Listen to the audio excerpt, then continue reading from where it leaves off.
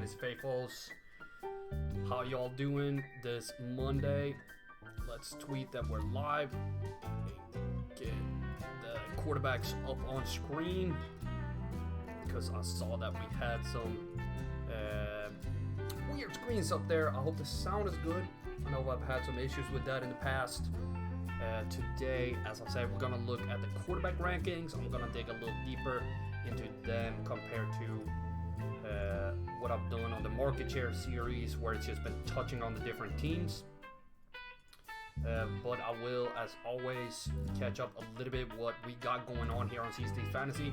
On Thursday, I have the wide receiver floor rankings with the top 20 wide receivers for this year. I'm extremely excited. And if you haven't watched any of my rankings before, there's no rookies. It's not going to be any rookies on my projections or rankings until after week 4. We need a little bit going on before we can do that with my algorithm. So for now, it's going to be quarterbacks that have played. They might have an asterisk if they've played a few games in the league.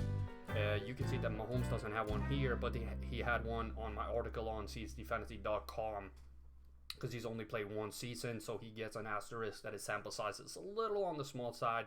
I will caution you to take the floor and ceiling numbers too seriously when they have a small sample size. You can see Mahomes has 19 and 31.8, which is incredible. Like, it's mind-blowingly good. But I expect it to lower somewhat for next year due to the sample size. He just was too good to be true. If that was possible to keep going, he will be the greatest quarterback of all time. It's not even going to be a competition in my book. So I think you're going to see a slight progression for him for next year. It's just natural. This weekend, we'll have the first score projection video. It's going to be, you guessed it, the Dallas Cowboys. Of course, as we always do, we start with the Cowboys and then we move forward. That's just my bias that wants to look at them. I can't help it. Let me make sure that the stream is working good. I hope the sound is good, and I hope the video, the music quality is good as well. Let me double check that before we get going into the rankings a little bit more. So let's double check that. I need those headphones again.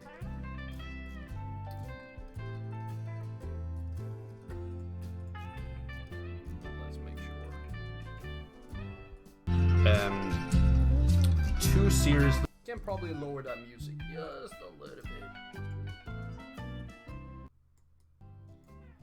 There we go. Sorry about that, but that should be fine. On your screen, you have Patrick Mahomes, Aaron Rodgers, Andrew Luck, and so on. These are my floor and ceiling rankings. If you have not been a part of CST Fantasy before, let me go over that a little bit. So the one game floor is I've taken the performances of all quarterbacks from the last 3 years, or as many games as they've played in the league, in the case that not played for 3 years. So for Mahomes, I've taken the last year. New for this year is I've also added a weight to have the latest season be worth more than the previous seasons to account for a decline in the player's production or for an increase in his production. So the last year is worth a little bit more than the 2 previous ones. With this, we get an average amount of fantasy points that a player has scored and a standard deviation, which is a fluctuation of volatility, or volatility square. The standard deviation is used to describe how much variation a sample size has. It tells you how far away outcomes are from the average or mean. By combining these two numbers, the standard deviation and average, we arrive at a number that has a 16% risk of not being reached each week. That is, the player's scoring variation is not very likely to land under this number, and this is why I call it the one game floor or just the floor. The opposite, if we take the standard deviation and average, we arrive at a number that has a 16% risk of not being reached. And that is the ceiling. So the ceiling tells us that it's a 16% chance this will not be reached, and the floor is a 16% risk it will be under this. Or reached, I should say, it's a 16% chance it will not be above this, and a 16% risk it will be below this. So most outcomes will be between 19 and 31.8 for Mahomes, 13.9 and 28.8 for Rodgers. What I use these numbers for is to draft. I usually, and I've talked about this a lot, I should turn that off too. What I've used mainly when I draft, or with what I call CSD drafting, is drafting the higher picks with a high floor. I don't want a lot of fluctuation and volatility in my high picks. Then later on, I'll move over to the ceiling. When it comes to rounds 5 and beyond, I want a higher ceiling to have a little bit more players with higher volatility that can help me carry and win 1 week. While the higher picks, I want them to be stable. They don't have to carry me 1 week, but I want them to always produce a good amount of points. So for a quarterback that I'm going to pick in a later round, I want a high floor. I don't want fluctuation. So we can scroll down a little bit more here and see somebody who has a high floor but a low ceiling. Jared Goff. He has a higher ceiling than what is that? How many guys? 7 guys that are ahead of him. But his floor is much lower. So as a quarterback, I would prefer to draft pretty much all these other ones than Jared Goff for a seasonal league. And that's because I don't want the fluctuation in the scoring when it comes to quarterbacks. For wide receiver, I prefer a little higher ceiling, especially in the later rounds. I don't like a wide receiver with a high... Well, I like a high ceiling on a wide receiver, but I prefer the guy with a higher floor when it comes to the earlier rounds. So for Patrick Mahomes, he has the highest floor and the highest ceiling, so he obviously becomes the highest ranked. But as I said, his sample size is on the lower side of things. So I'm a little bit worried. But of course, he's leading the way. There's just no way around that.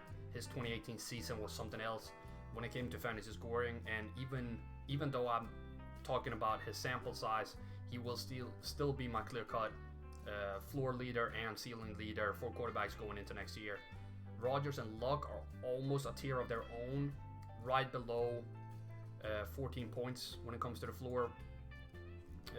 I was a big proponent of drafting Luck last year, as his floor used to be high before his injury, and now you can be even more sure of him going into next year, even though his price tag is going to be increased as well, of course, which is something that I don't like. I prefer to draft quarterbacks later on. Moving on, we have Matt Ryan, who's been one of my guys for plenty of years. He's usually pretty cheap with a high floor. The caveat with him is that people don't view him as elite. The thing though, you can almost draft him every other year and get really good value. He'll have a great season followed by a less than great one. Well, he'll be cheap the year he's good, and he'll be expensive the year he's bad, which is kind of fun.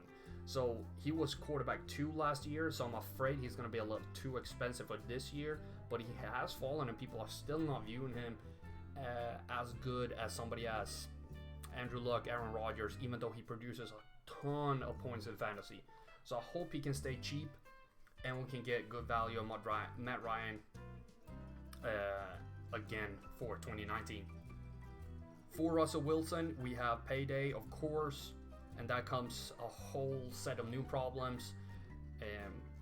Will this be the last year the Seahawks can put talent around him? They drafted DK Metcalf, they have Tyler Lockett, Doug Baldwin is talking about retiring. Mike Davis is gone. We still have Chris Carson, Rashad Penny, decent running backs, but will they be able to pay all of these guys moving forward?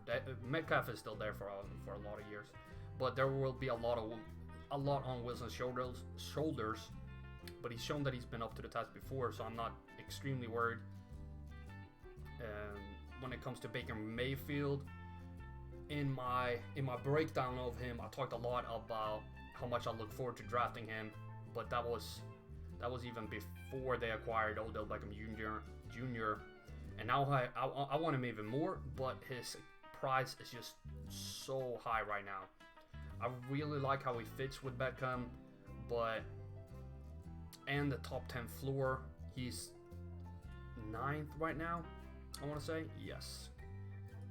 It's amazing, even though he has a smaller sample size as well. But he's being drafted in the 5th round in the mock draft that I'm doing right now, and that's way too high for me to draft a quarterback. I think you will be happy if you pick him, but I think that price you can get a better running back or a wide receiver if you go that route.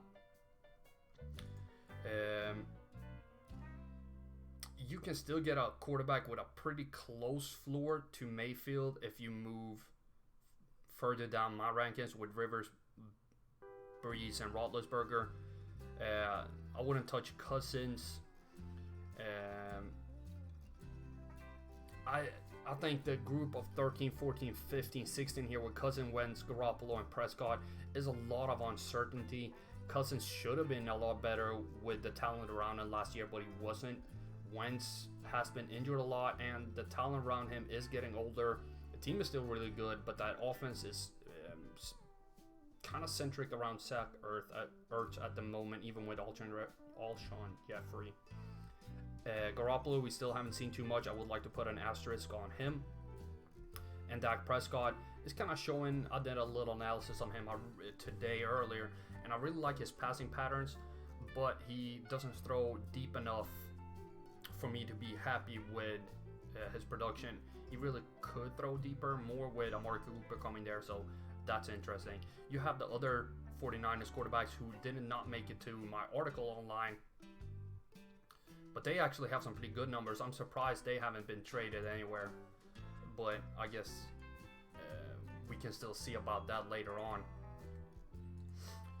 Stafford fallen from grace, huge on the floor rankings. I wouldn't touch him with a 10-feet pole. Jared Goff as well. Winston, I have my plans surrounding him. He's 19th right now on the floor rankings, but he fits so well with Bruce Arians that I'm willing to gamble on him.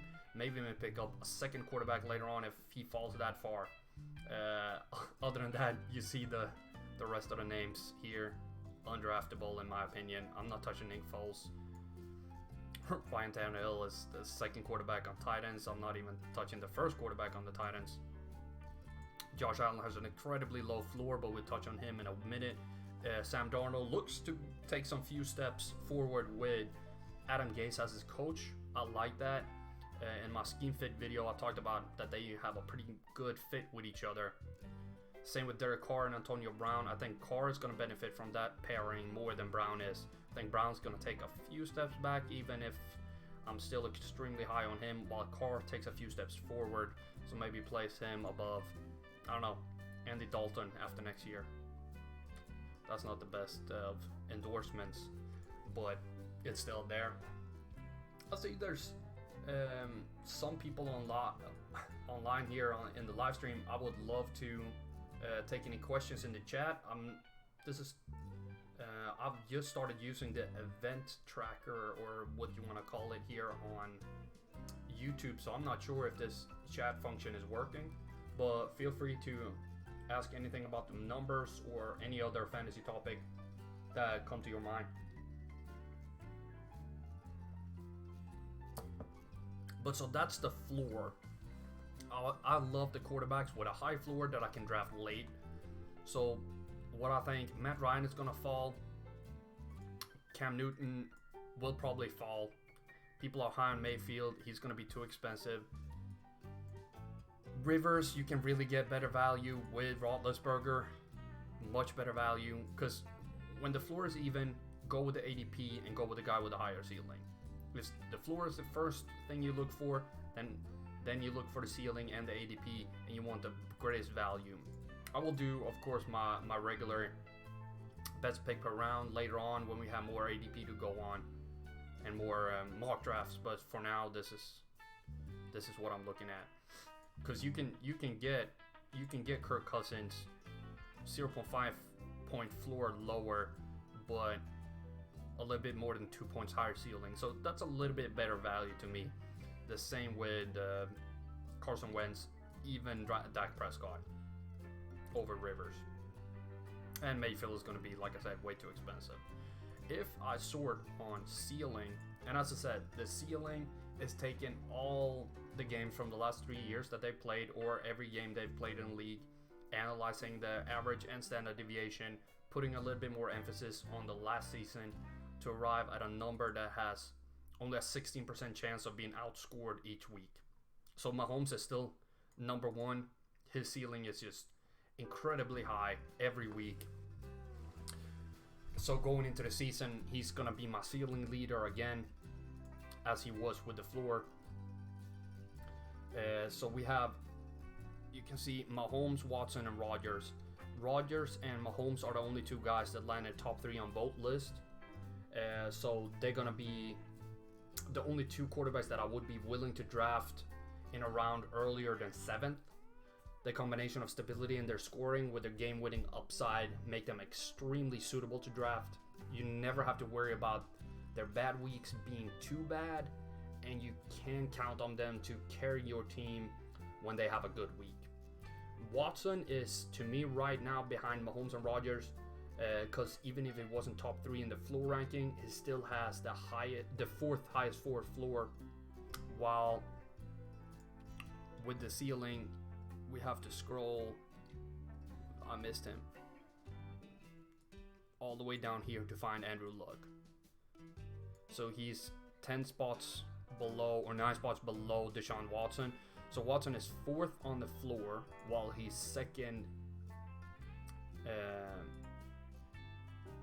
in the ceiling. What am I looking? I'm looking in the wrong column. Okay, that's fine. 31-29. Sorry about that. Where was I? Yeah, so Watson would be my 3rd guy. It would be Mahomes, Rodgers, Watson, and then Luck. Because Luck is so far behind in the ceiling, even though his floor is so much higher than most other guys. That's why he's still the 5th guy on my list. And then we have Matt Ryan coming in with his combination of floor and ceiling. Because Breeze and Josh Allen, especially Josh Allen, is so volatile. You can see he can score below 6 points, but he can be around 28 compared to somebody like Roethlisberger, 27-11. That's way more stability in his scoring. He's just 1 point below in the ceiling, while he's almost twice as much in the floor. So I would much rather have Ben Roethlisberger than Josh Allen on my team. Sorry, Carlton. Coworker of mine who's a Bills fan.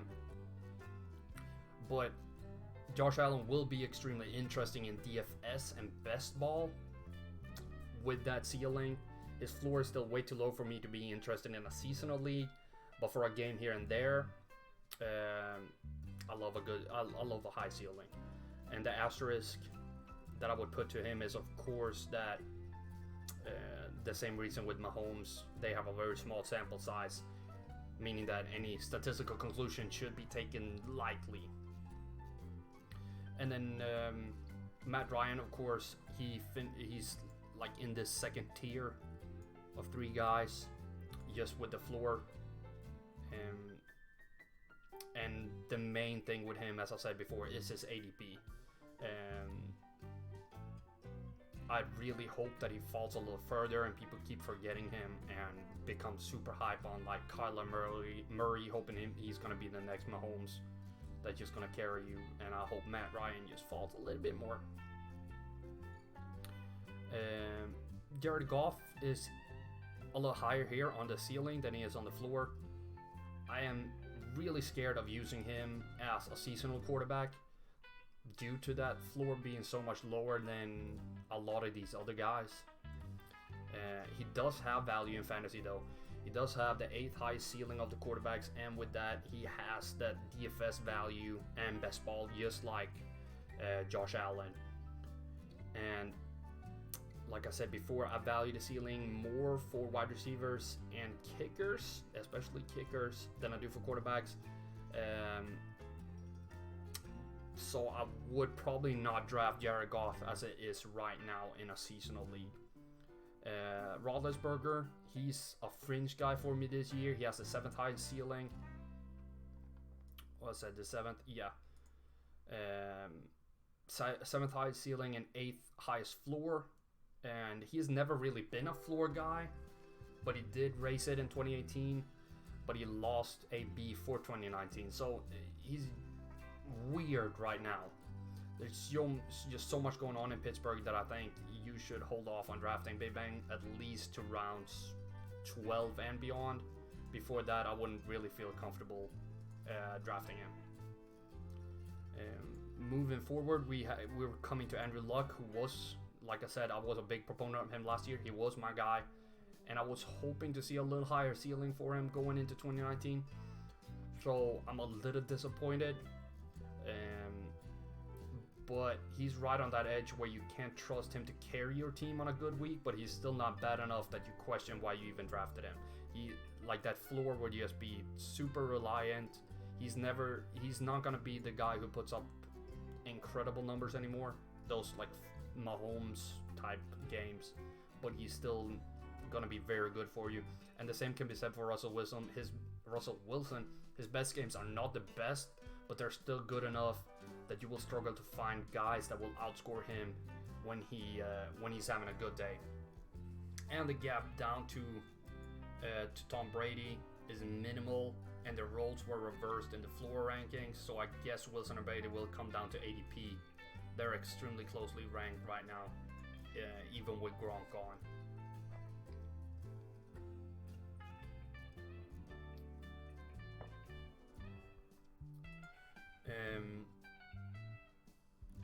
I feel like I touched on this group of guys before.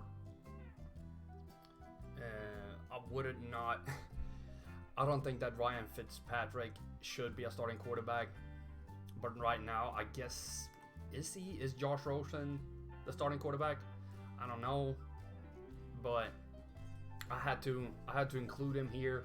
Yes, his ceiling is still high, and even my dad knows who Fitzmagic is. You never know what you're gonna get. I didn't want to remove guys from the list, even though I see no value in drafting them at all. I don't want to touch. See, Rivers is all down here when it comes to the ceiling. I don't want Derek Carr. Mayfield actually, this is interesting. Mayfield has a very high floor, but a lower ceiling for a young guy, which is interesting. You saw that Josh Allen, he was all the way up here. Jared Goff is up here. Sure, you can say Dak Prescott, Goff, and Wentz have been in the league. But you got Trubisky. You got a lot of young quarterbacks up there. And then you come all the way down here to find Baker Mayfield with a lower ceiling, but that high floor, which is something I really like about him. But I still think his ADP is going to be a little too much for me. But he has all the tendencies and showings of a quarterback that's going to be really good for fantasy. That high floor will bring a ton of value to your fantasy team on any given week, instead of just having to find that week where you need to start him. Some quarterbacks it's easier to find that. Like I said, I was looking at Dak Prescott earlier today, and what you can see with him is that his home games are just way more points than any other type of game. There's not many trends with Prescott except that home game. It's sort of Roethlisberger, Drew Brees-esque when they were doing their thing at home and just couldn't play on the road. But these other guys, I wouldn't touch. I would have liked to see Nick Mullins or CJ Beathard. Beathard. I've watched or listened to Dan Hansis butcher his name too many times to not do it myself. But I would like to have seen them being traded. I guess everybody's kind of hype on their quarterback right now, so that's not looking too good. Flacco, don't touch. I wouldn't touch Sam Darnold unless it's a dynasty where I have somebody else to go ahead. Not touching Josh Rosen or Driscoll Osweiler either. Lamar Jackson, I haven't even mentioned him today. Does he even fit on any of these lists? I don't think he made top 20 in either. This is ceiling and he's way below. I'm not touching him in anything. That's all you gotta know then, because he's didn't even make top 20 in floor or ceiling. And I see that we're moving up on 30 minutes. And this was supposed to be me discussing my quarterback rankings. And I think I've touched that pretty well. I was hoping to get a few questions in, but it seems like we're not going to have any questions today either. I hope to have some more questions next week. I will continue to stream on Mondays at 7 p.m. and upload it like a video in a sort of podcast format. I hope you all enjoy it. Last week I had a guest on, Nick Faber at Nick Faber NFL on Twitter. We discussed the NFL draft, and I hope you enjoyed that one. It was a lot of fun. I will have Nick on again next Monday. I have not decided on a topic, so I might see if Nick want to come on and just talk something. That week will be the end. I will take a 1 week break when I go on my honeymoon, and then we will get back to discuss wide receiver rankings. But for now, thank y'all for joining me, and I hope to see you again next week.